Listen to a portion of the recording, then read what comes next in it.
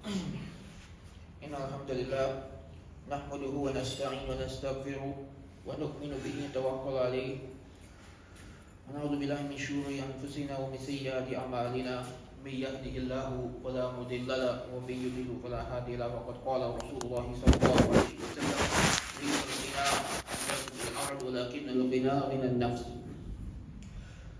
There are two important and noble characteristics in our religion that some people think contradict each other, and some people tend to struggle with how do we find balance between these two characteristics.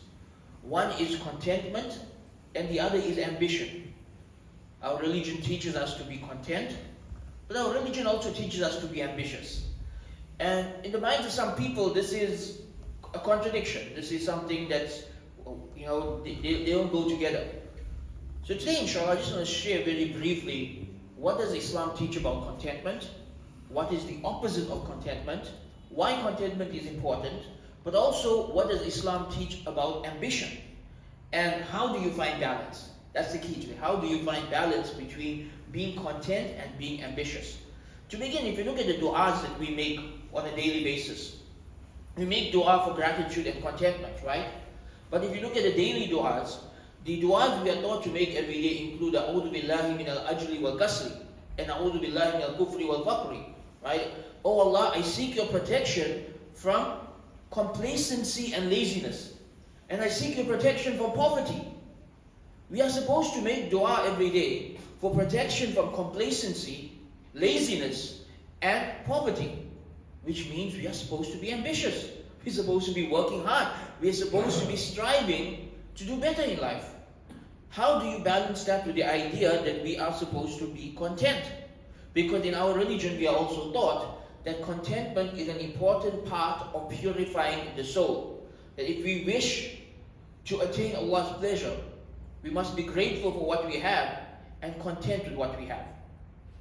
Just to give the ending before we go into the details, to give the conclusion before we go into the details, it's a very simple balance. When you are going to do work, when you are embarking on a project or a journey, or an adventure or a career, or a study, you must be ambitious. You must work hard, you must do your best, you must aim high. After everything is done, whatever the results is, whatever your qadr is, whatever your destiny was, whatever was the result of the hard work you did, you be grateful for it, you be content with it. And then you move on and you try again. This is the balance. That on one hand, when we are starting a job, when we are starting our day, when we are starting a career, we should have goals, we should have vision, we should have ambition. By the end of the day, whatever we received for that day was our qadr for that day, was our destiny for that day, and we should be content with it, and we should be grateful for it. So the concept of contentment is very important in Islam. Just to share with you a few hadiths about this, the Prophet ﷺ said, لَيْسَ الْغِنَىٰ عَنْ كَثْرَةِ الْأَرَضِ وَلَكِنَّ الْغِنَىٰ غِنَى النَّفْسِ. Rasulullah ﷺ said that true wealth is not having a lot of worldly possessions, but true wealth is the contentment of the soul. Meaning, you can be happy whether you are wealthy or not. Because happiness is in here, it's in the heart. A wealthy person can be happy. Someone who is not wealthy can also be happy. It's all about perspective. It's all about what is in your soul, what is in your heart. Is your heart full of gratitude to Allah subhanahu wa ta'ala, or is your heart full of greed? You see, somebody could be living a very average lifestyle, but they are grateful to Allah for what they have and they are happy. Someone else could be a multi-millionaire, but they are full of jealousy and greed that they are not a billionaire, and they are never happy. It's not about how much you have, it's about what's the state of your heart. Another hadith, Rasulullah sallallahu alayhi wa sallam goes into more details about what should give us contentment, what we should be grateful for, the blessings that we take for granted. قال رسول الله صلى الله عليه وسلم من أصبح منكم آمنا في سربه معافا في جسده عنده قوت يومه فكأنما حيزت له الدنيا. Rasulullah sallallahu alayhi wa sallam said, whoever amongst you wakes up with a roof over his head, with health in his body, and with enough provisions for the day, it is as if Allah has given him the entire world. You have rizq, you have a home, you have health. What more do you need to be happy? What more do you need to be content? What more do you need to live a fulfilling life? You see, our needs in this world are actually very few. Capitalism has made us believe it's much more than that, right? The consumer culture makes us believe that we need this and we need that and we need the newest phone and we need the newest car and we need a bigger house. We don't need all of that. Our needs are actually very few. And when your needs are fulfilled, say Alhamdulillah, be grateful for it. Because that is the greatest blessing in this world. Now the opposite of contentment is not ambition. Ambition is not the opposite of contentment. You can be ambitious and content at the same time. The opposite of contentment is two things, right? If contentment is a quality of the heart we should aim for, there are two qualities of the heart we should avoid: jealousy and greed. Someone who is jealous can never be content. Someone who is greedy can never be content. What is the difference between greed and ambition? Ambition is where you are aiming higher for a noble cause. You want to do better, to provide better for your family.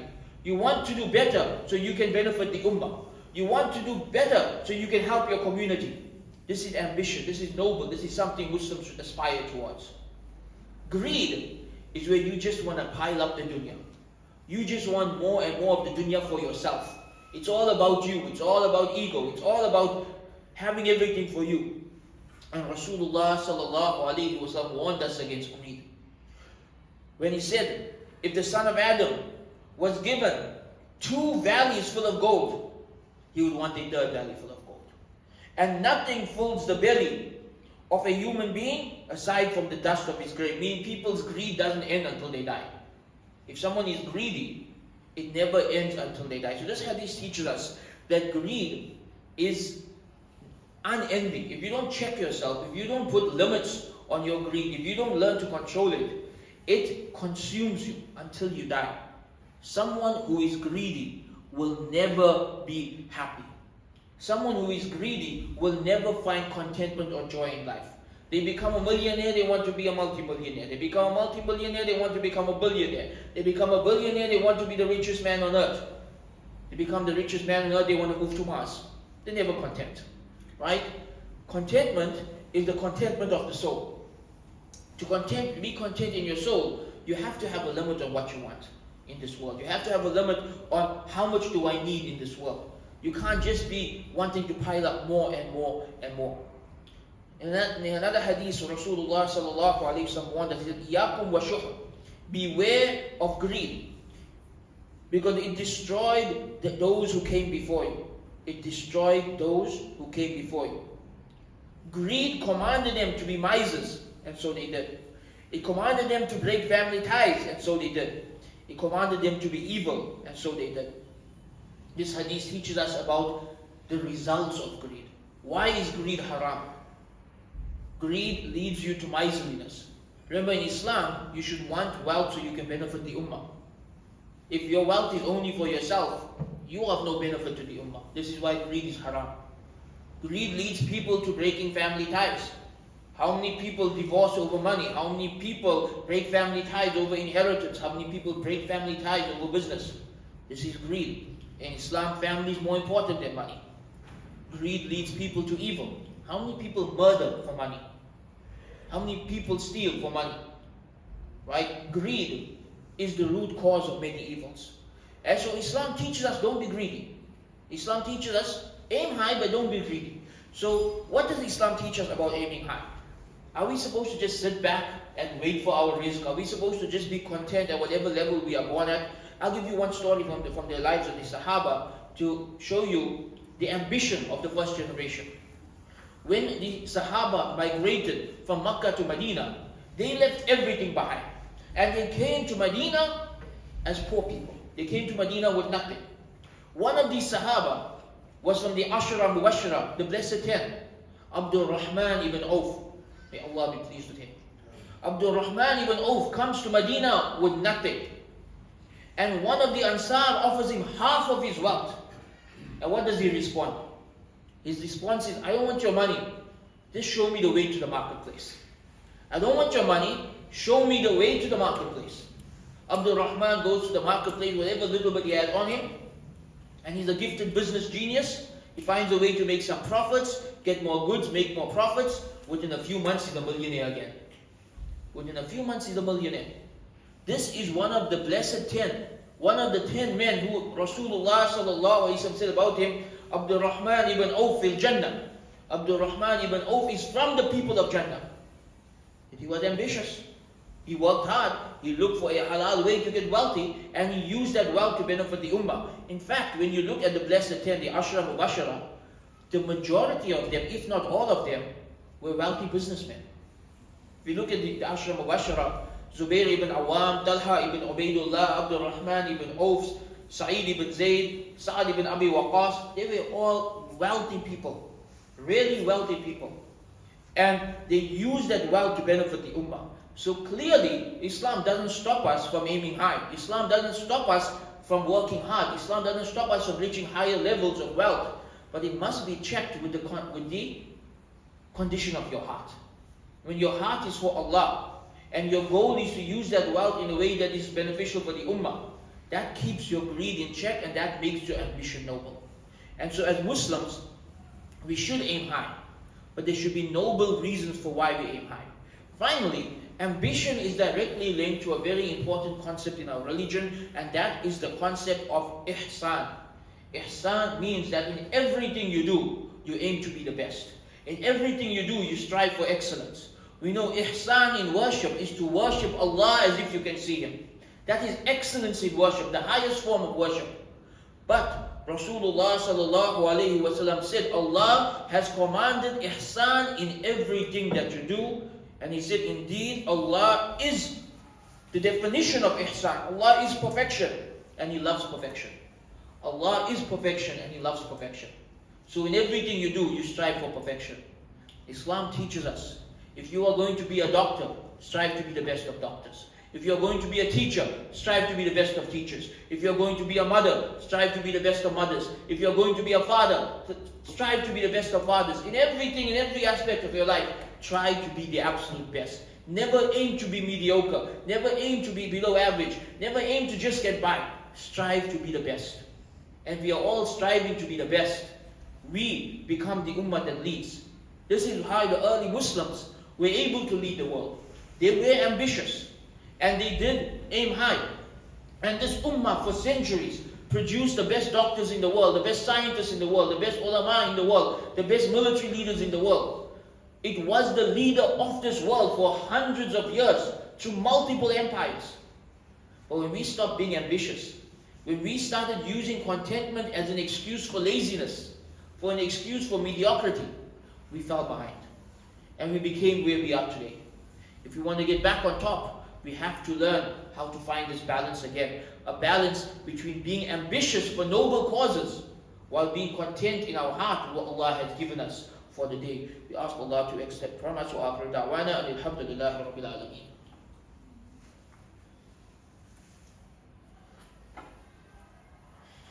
الحمد لله وحده والصلاة والسلام على من لا نبي بعد أما بعد فإن أصدق الحديث كتاب الله وخير هدي محمد صلى الله عليه وسلم وشر الأمور محدثاتها وكل محدثة بدعة وكل بدعة ضلالة وكل ضلالة في النار. I showed you a few tips, a few practical tips on how to find balance. Now that it's clear that we should be aiming high, we should be working hard, we should be striving our best, we should have goals, we should have ambition, but they should be noble. And the condition of our heart should be one of contentment. How do you find that balance? A few tips. Number one, be grateful. Every day of your life, practice shukr, practice gratitude. Every day of your life, look at the blessings in your life and say Alhamdulillah. Look at the good that Allah has given you and say Alhamdulillah. Every single day, practice gratitude. Contentment comes from gratitude.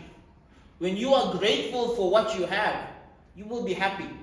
Even when life is difficult, even when there are trials, even when there are difficulties, you will always find something in your heart to be grateful for. And when you are grateful for something, you will be at peace inside. Number 2, redefine success. The modern world teaches us that success is to be rich and famous. That's not what Islam teaches us. Being rich and famous is not successful in Islam. Success in Islam is there's multiple levels to it. Of course, number 1 is the pleasure of Allah subhanahu wa ta'ala. But having a beautiful family where everyone loves each other, that's more important than being rich and famous. Being a beneficial member of your community, this is more important than being rich and famous. Having halal money is more important than being rich. We need to redefine success. We need to look at what does success really mean. Go back to the hadith we mentioned earlier. If you have a roof over your head and health in your body and you have enough sustenance, you have the entire world. We need to redefine success. If you're only aiming to be rich and famous, what you're going to find is if you ever get there, you are not going to be happy. Right? You're not going to be happy when you get there. The famous movie star Jim Carrey once said, he said, I wish everybody could get rich and famous so you can realize there's no happiness in it. It doesn't bring you any joy. Right? And at one point in time, he was amongst the most richest and famous of people, and yet, he said, brought no joy. No goodness comes out of it. So we need to redefine success. Some people think I'll be happy when I'm rich. No, you can be happy now. Some people think I'll be happy when I'm famous. No, fame brings misery. It doesn't bring happiness. So redefine success.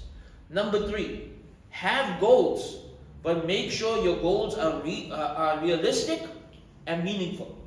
Make sure your goals are realistic and meaningful. So your goal shouldn't just be, I want to be rich, or I want to be famous, or I want this car, or I want this house. Number 1, they should be realistic. What's the next level I can get to? What's the next advancement in my career? What's a good field I can get into? Something realistic, but also something meaningful. How can I benefit the ummah? How can I help my community? How can I be of service to others? You should have goals that are both meaningful and realistic. Inshallah, Allah will assist you in accomplishing your goals, and you will get joy out of the goals and out of the process of accomplishing those goals, because they are meaningful and beneficial to the community. On that point, number 4, enjoy the journey. Don't think that happiness comes at the end. Enjoy the journey of life. Learn to find ways to be happy wherever you are. You know, we go through life in this way. Many of us, when we're in school, we're like, when I'm done with school, I'll be happy. When you're done with school and you're in university, when I'm done with university, I'll be happy. When I have a career, I'll be happy. When I'm married, I'll be happy. When I have children, I'll be happy. When I retire, I'll be happy. If you're always thinking like this, you're never going to be happy. Learn to enjoy the state of life you are in right now. If you are a child, you're not getting your childhood back, enjoy it. If you are a teenager, you're not getting those teenagers back, enjoy it. In a halal way, of course, right? If you are studying, enjoy being a student. If you are in the early years of your career where you have youth and you are working hard, learn to enjoy the journey of being hardworking. Learn to find joy in being a hardworking individual. If you are just building your relationship, you just got married, it's the early years of marriage, right? Which is, many people don't talk about it. The early years of marriage are the hardest, because you're still getting used to each other, you're still learning to live with each other, you're still establishing the bonds with each other. Once you've been married for 10, 15, 20 years, it gets easier because you can't imagine life without each other. But you need to enjoy the journey. You need to not wait for a certain point saying, I'll be happy when that happens. No, be happy today. Find contentment today. Look at the blessings in your life today and be happy for that. Happiness is not at the end, except in Jannah, of course. That's the end that we all work towards. But in this world, if you are waiting for some point in the future to be happy, it's never going to come. Learn to enjoy the journey of life. You're starting a business, enjoy the phase of starting a business. Don't wait, when my business does well, I'll be happy. No, enjoy the moment, enjoy the challenge, enjoy where you are. Number 5, don't compare yourself with others. Allah has given each of us different skills. Allah has given each of us different strengths and different weaknesses. Allah has given each of us a different distribution of His rizq, of His sustenance. No two people are meant to accomplish the same thing, even if they are in the same field. That's the nature of this world. Two people will go to the same school and the same university, and it may be that one of them graduates with better grades than the other, and the one with the lesser grades becomes more wealthy. How many times has this happened? You can't compare yourself with others. Everybody's risk is different.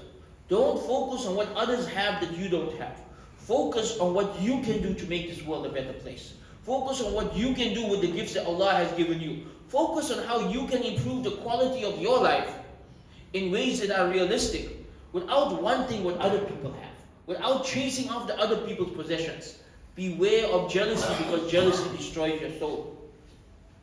Rasulullah sallallahu alayhi wasallam said, when he was asked by one of his companions, teach me something that if I do it, Allah will be pleased with me and people will be pleased with me. Very interesting hadith, right? A man asked the Prophet sallallahu alayhi wasallam, teach me something, if I do this, Allah will be pleased with me and the people will be pleased with me. So what did Rasulullah sallallahu alayhi wasallam reply? He said, izhad fi dunya yuhibbuk Allah, wazhad fima fi aydin nas yuhibbukan nas. Rasulullah sallallahu alayhi wasallam replied that do not chase after this world, Allah will love you. And do not chase after what other people have, they will love you. If you're not greedy and jealous and chasing after other people's possessions, that's how you get the love of people. And so we should be careful that we do not become greedy and that we do not want what others have. Be grateful for what is your risk and work hard to improve your life. But don't look at what somebody else has and say, that should have been me. Don't become jealous of others, because that's where all evil starts from being jealous of others. Finally, be satisfied with a hard day's work. Not everyone's going to be wealthy, but everybody can be hardworking. Everybody can be striving. Everybody can be doing their best. See your work as a reward in of itself. Allah has blessed you with the ability to be a hard-working individual that contributes to society, that has a good family. Alhamdulillah. You may not have everything in this dunya when it comes to wealth, but you have good qualities. And so every day, you wake up, you don't know what your risk for the day is going to be, so you work your hardest, and whatever you make, you are grateful for it, and you are satisfied with the fact that you tried your best. This is really where that balance comes in.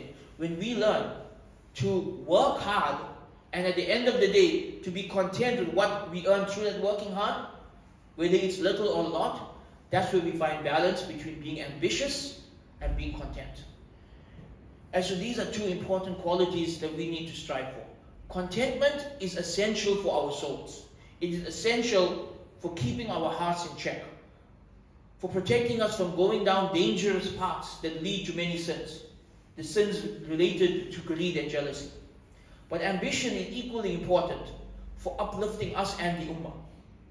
It's equally important for ensuring that this ummah gets back into a position of leadership, gets back into being the powerful ummah that it once was. We have to be ambitious to get there. We can't sit back and be lazy and say, oh, it's all Qadarullah, Mahdi will come and save us one day. That's not how it works. We must be ambitious. We must work hard for the sake of Allah towards noble goals. And we must try our best to elevate our lives, the lives of our communities, the lives of our society, and the ummah as a whole. And it is when doing so, with contentment in the heart, that we will find balance. We ask Allah to bless us with contentment and with the ability to work hard for His sake and to protect us from greed and jealousy. رَبَّنَا آتِنَا فِي الدُّنْيَا حَسَنَةً وَفِي الْآخِرَةِ حَسَنَةً وَقِنَا عَذَابَ النَّارِ رَبَّنَا هَبْ لَنَا مِنْ أَزْوَاجِنَا وَذُرِّيَّاتِنَا قُرَّةَ أَعْيُنٍ وَاجْعَلْنَا لِلْمُتَّقِينَ إِمَامًا سبحان ربك رب العزة عما يصفون وسلام على المرسلين والحمد لله رب العالمين. أقم الصلاة.